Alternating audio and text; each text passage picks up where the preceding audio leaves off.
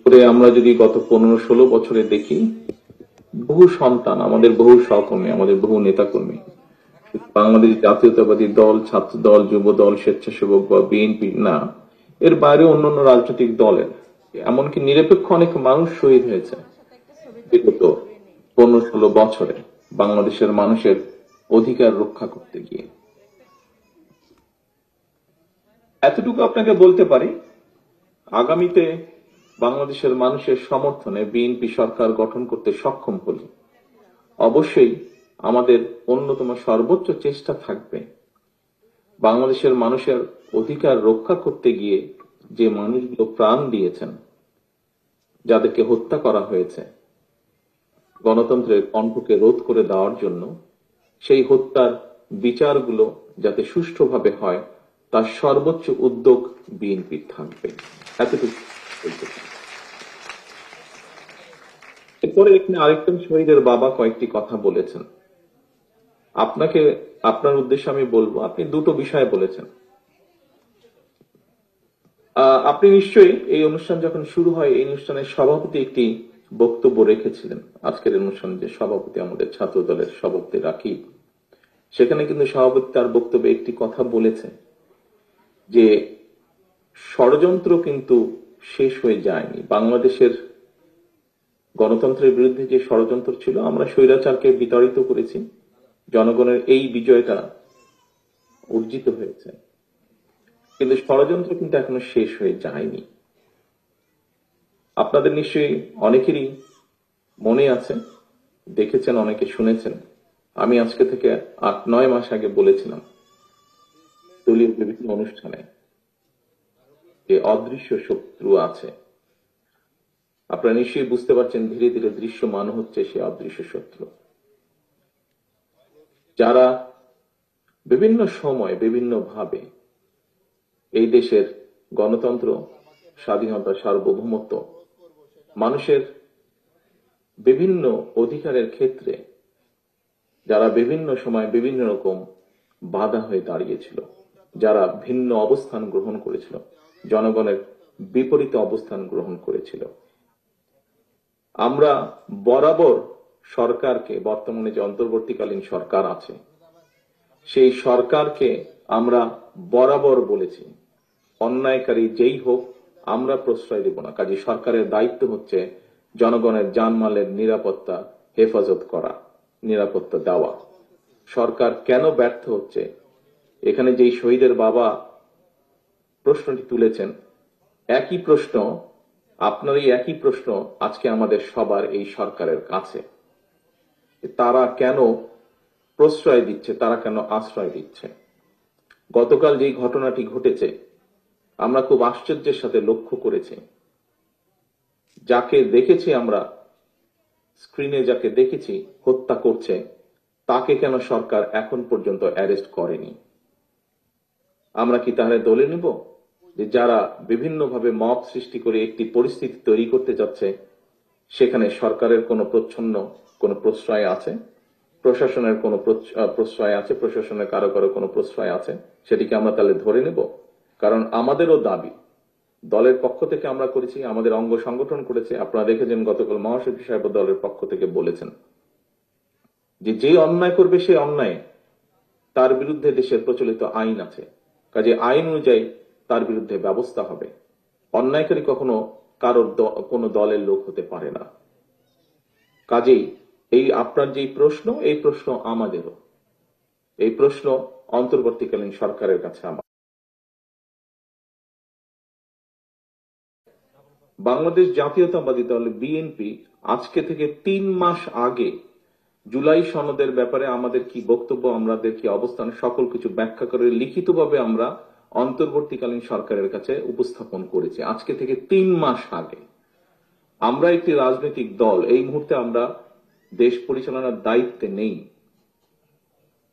রাজনৈতিক দল হিসেবে আমাদের কাছে 3 মাস আগে যখন সরকার চেয়েছে, বর্তমান সরকার, আমরা তাদের কাছে দিয়ে দিয়েছি, পরিষ্কারভাবে লিখিতভাবে উপস্থাপন করে দিয়ে দিয়েছে আমাদের মতামত, আমাদের বক্তব্য, আমরা কি বলতে চাই, কি বোঝাতে চাই।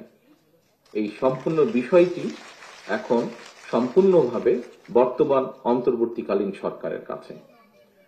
রাজনৈতিক অবস্থান থেকে আমরা হয়তোবা এভাবে জিনিসটাকে দেখব, যখন আমরা দেখছি যে কোনো কোনো কিছু বা কোনো কোনো আইডিয়াকে ফ্লোট করার চেষ্টা করা হচ্ছে অথবা কোনো কিছুকে লুকানোর চেষ্টা করা হচ্ছে, তখনই আমরা খেয়াল করছি কিছু কিছু নন ইস্যুকে ইস্যু তৈরি করে একটি বিভ্রান্তির চেষ্টা করা হচ্ছে।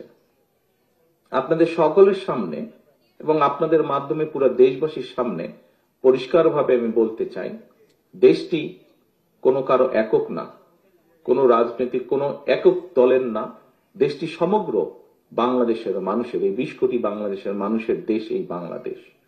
কাজেই 20 কোটি মানুষের কাছে আমার আহ্বান থাকবে, যেহেতু এই দেশ আমাদের, দেশ রক্ষা করার দায়িত্ব আমাদের, কাজেই এই দেশকে নিয়ে আমাদের সকলের ভাবতে হবে। কাজেই দেশের মধ্যে কারা কি করছে, কারা কি ভূমিকা রাখছে, অতীতে কারা কি বলেছে, কারা কি বর্তমানে বলছে, বলার মধ্যে পার্থক্য কি, কাদের কি অবস্থান, ঘন ঘন কারা কি পরিবর্তন করছে, এই সকল বিষয়ে দয়া করে আপনারা নজর রাখবেন। আবারও আমি আমাদের আজকের সভাপতির বক্তব্যের সেই কথাটি তুলে ধরতে চাই। ষড়যন্ত্র আগেও বলেছি, শেষ হয়নি।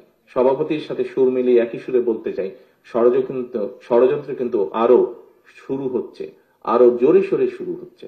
কাজেই এই দেশের মানুষ যেমন 71 সালে স্বাধীন করেছে এই দেশের মানুষ যেমন বিভিন্ন সময় তাদের নিজেদের অধিকারের রক্ষায় সোচ্চার হয়েছে, 90-তে সোচ্চার হয়েছে, 24-এ সোচ্চার হয়েছে, আপনাদের সকলের কাছে আহ্বান থাকবে, আবারও আপনাদেরকে সোচ্চার এবং সচেতন হতে হবে। কারা কিভাবে ষড়যন্ত্র করছে, কারা কিভাবে বিভিন্ন কথা বিভিন্ন সময় বলছে এবং ক্ষণে ক্ষণে অবস্থান পরিবর্তন করছে, এই সকল বিষয়ে আপনাদেরকে সচেতন থাকতে হবে। সনদের কথা আবার যদি বলতে হয়, আবারও আমি বলবো, আমাদের দলের অবস্থান থেকে আমরা 3 মাস আগে সম্পূর্ণভাবে লিখিতভাবে পরিষ্কারভাবে জানিয়ে দিয়েছি আমরা কি বলতে চাই, কি বোঝাতে চাই। কাজেই সম্পূর্ণ দায়িত্ব এখন অন্তর্বর্তীকালীন সরকারের। তারা কতটুকু কি করবে না করবে, কাদেরকে নিয়ে কি করবে না করবে, সেটি তাদের ব্যাপার। এখানে আমাদের আর কোনো কিছু বলার নেই, বক্তব্য নেই। আমরা তো উপস্থাপন করেই দিয়েছি। আমরা যদি দেশ পরিচালনার দায়িত্বে থাকতাম, অবশ্যই আমরা প্রশাসনকে কঠোরভাবে সকল কিছু পরিচালনার নির্দেশ দিতাম, কিন্তু আমরা এই মুহূর্তে দেশ পরিচালনার দায়িত্বে নেই। কাজেই আপনারা নিজেরই অনেকে বক্তব্যে বলেছেন, প্রশাসনের মধ্যে এখনো বিগত স্বৈরাচারের ভূত লুকিয়ে আছে। যেহেতু প্রশাসনের মধ্যে বিভিন্ন জায়গায় এখনো বিগত স্বৈরাচারের ভূত লুকিয়ে আছে, কাজেই সেই ভূত এবং বর্তমানে নতুন কোনো ভূত যদি থাকে, তারা কি ষড়যন্ত্র করছে, সেই ষড়যন্ত্র সম্পর্কে সচেতন সবাইকে হতে হবে। যদি আমরা সচেতন না হই, এই দেশকে টিকিয়ে রাখা মুশকিল হবে। ধন্যবাদ।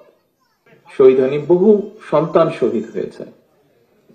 বিশেষ করে আমরা যদি গত 15-16 বছরে দেখি, বহু সন্তান, আমাদের বহু সহকর্মী, আমাদের বহু নেতাকর্মী, বাংলাদেশ জাতীয়তাবাদী দল, ছাত্র দল, যুব দল, স্বেচ্ছাসেবক বা বিএনপি না, এর বাইরে অন্যান্য রাজনৈতিক দলের এমনকি নিরপেক্ষ অনেক মানুষ শহীদ হয়েছে বিগত 15-16 বছরে বাংলাদেশের মানুষের অধিকার রক্ষা করতে গিয়ে।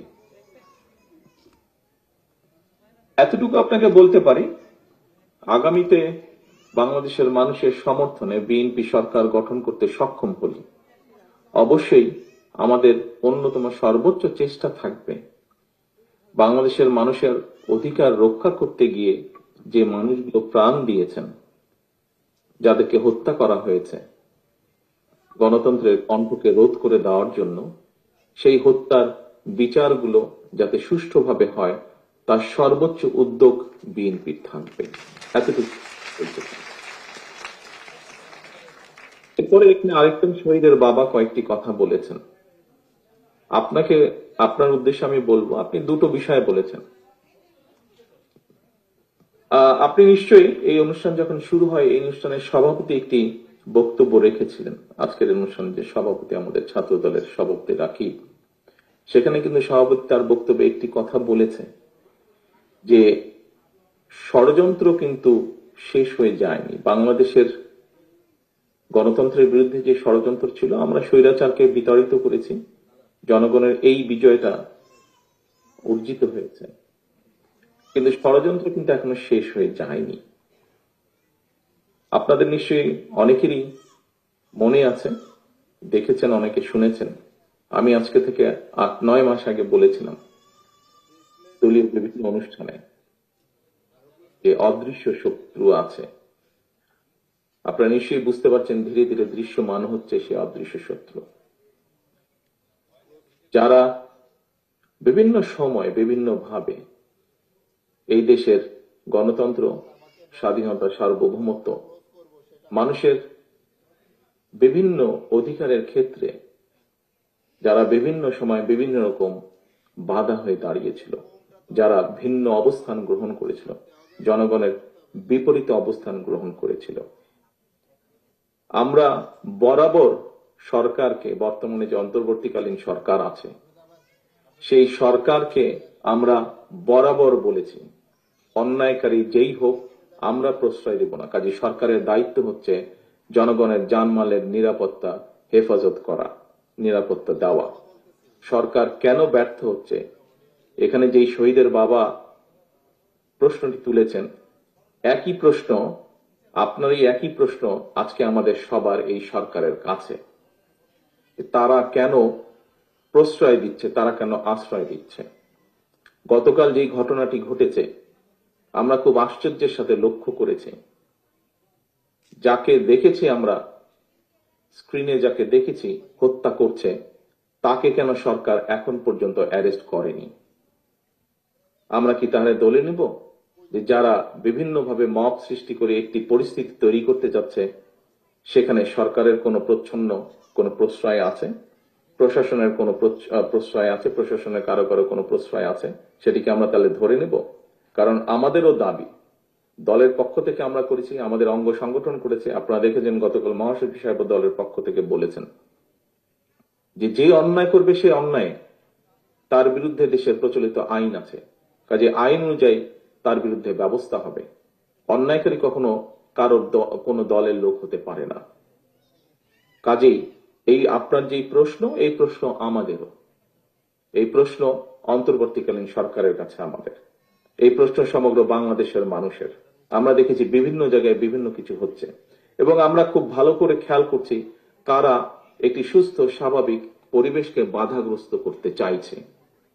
কাজে এখানে আপনারা যারা উপস্থিত আছেন, আপনারা প্রত্যেকটি মানুষ রাজনৈতিকভাবে সচেতন মানুষ। আপনাদের প্রত্যেকটি পরিবারের আত্মদান আছে এবং যেই আত্মত্যাগ আপনারা করছেন সেটি কোনো কিছু দিয়ে পরিশোধ করা সম্ভব নয়। কাজে আপনাদের সকলের কাছে আমার প্রশ্ন, আপনারা জোর গলায় প্রশ্ন তুলুন, কারা আপনাদের যে স্বজনরা আত্মত্যাগ করেছে তাদের বিচার কেন আজ পর্যন্ত বিলম্বিত হচ্ছে? কারা মব সৃষ্টি করে বিলম্বিত করতে চাইছে? কারা এই সকল হত্যাকাণ্ড? কারণ দুদিন আগে আরেকটি হত্যাকাণ্ড হয়েছে, আমাদের যুবদলের এক কর্মীকে হত্যা করা হয়েছে, তার রক কেটে দেওয়া হয়েছে। কেন সেটি নিয়ে কথা বলা হচ্ছে না? কেন সেই বিচারের দাবি করতে গেলে বলা হচ্ছে যে বিএনপি লাশ নিয়ে মিছিল করছে?